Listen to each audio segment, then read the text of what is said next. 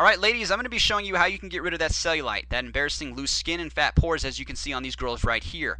Now you don't need to be overweight to have cellulite. As you can see with this girl right here who's fairly thin has cellulite visibly on her leg. Now this is not attractive looking. And these three girls actually have one thing in common. They all have high body fat percentages, not necessarily to where they're unhealthy, but they just don't have a lot of muscle tone either. But it doesn't have everything to do with muscle tone. It has a lot to do with nutrition as well, which I'll talk about later in this video here. Now, you've maybe tried doing cardio already to try to burn the cellulite off. You tried bodyweight exercise like the bridges to try to target the hamstrings. You tried doing lightweight exercises already. But despite doing all of this, you haven't seen your cellulite vanish. This is because cellulite has a genetic component to it. There are some women who are more susceptible to creating more cellulite than others just because they store more fat and have looser skin.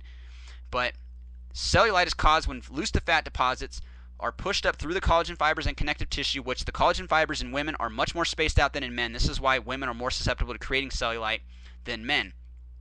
And if your connective tissue is loose by not having muscle development to strengthen these, then it's going to be even easier for these fat deposits to make it up to the surface, as you can see in the diagram to the right here. Obviously, if you have much more body fat on your body, you're going to be more susceptible to creating cellulite.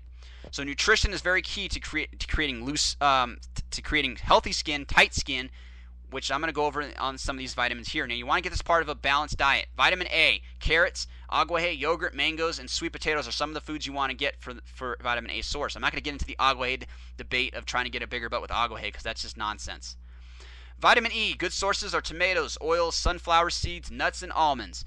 Almonds being one of the best, and whole grain cereals, of course, vitamin E.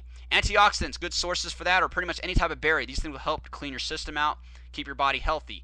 Any type of berry, strawberries, blueberries, raspberries, even plums. Fatty acids, omega-3 and omega-6. You can get them from flax seeds, salmon, one of the best fishes, but pretty much any fish in oil, walnuts. You also want to look at avocado. Not all fat is bad for your system. Some fat is good, obviously. Avocado, good for lowering your cholesterol and good for your skin. Whole wheat as well as high fiber foods. I've mentioned this in many of my videos. For building a strong body, you want to get nice whole wheat foods in as well as fiber. You want to eat everything in moderation, of course. Like, for instance, you don't want to be eating a bunch of avocados and tuna, obviously, because obviously one will make you pretty fat, and the other one will be dangerous to your health. So you want to eat your foods in moderation, of course. That's why I posted my power foods. So you want to stay hydrated, though. You want to drink lots of water, because if you dehydrate, that's one of the ways the cellulite is formed. You want to stay hydrated. Green tea, fruit juices, but you want to stay hydrated. You can use massages, you can use creams to try to help that cellulite, but you really got to use cardio, weight training, as well as your nutrition. You want to keep your blood circulating. Bad circulation is what causes cellulite as well. So you got to do cardio exercises. You got to stay active. You got to keep moving. That's the problem. A lot of women today have cellulite because they're inactive. They go to a chair, they go to an office, they sit in a computer all day. You got to stay active. So try running on a treadmill, try jump roping, plyometrics, anything to keep your heart pumping. You probably want to do about 30 minutes a day. Excellent weight training would be, for instance, something like a Romanian deadlift. Excellent for targeting the hamstrings, as you can see in this video right here. You can also use the kettlebell swings. You can also use, of course, the bridges, the one-legged bridge, the barbell bridge. You can also use a stability ball right here to target the hamstrings. You also want to try to perform compound exercises like the squat right here. Now you can see how to perform these squats in my exercises for a bigger butt video. You can also watch my bigger hips and upper butt workout video to see how to perform a lot of these different exercises. And you can also perform my serious 10-minute ab video as well as my lower abs video if you have some loose skin around your stomach area. You can also look at my chest workout video as well as my chest and shoulders workout video if you have some loose skin on your upper body. If you perform these exercises as well as the diet, you will get much tighter skin. Now, ladies, you have to be aware of the underwear you're wearing because this also creates cellulite if your underwear is too tight.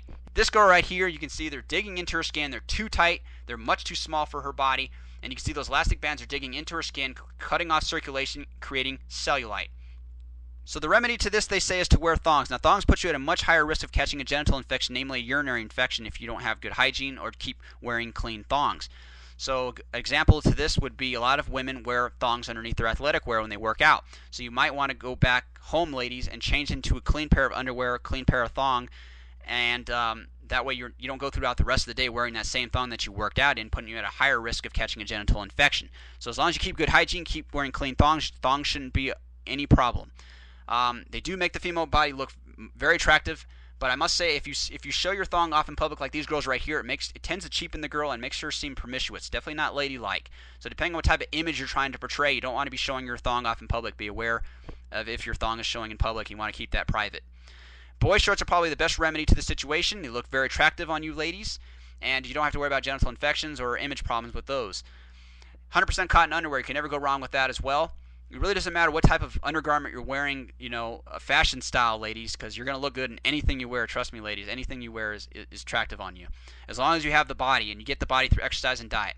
So as long as you're aware of, the undergarments you're wearing, make sure you're not wearing, tight underwear, and make sure you're not wearing a tight bra, because you can create cellulite on your upper body just the same way. So make sure you're aware of your undergarments, make sure you're exercising, make sure you're weightlifting, doing some type of resistance training, and doing cardio to keep circulation going, and having those nutrition, make sure you're getting those vitamins in. You'll create significantly tighter skin.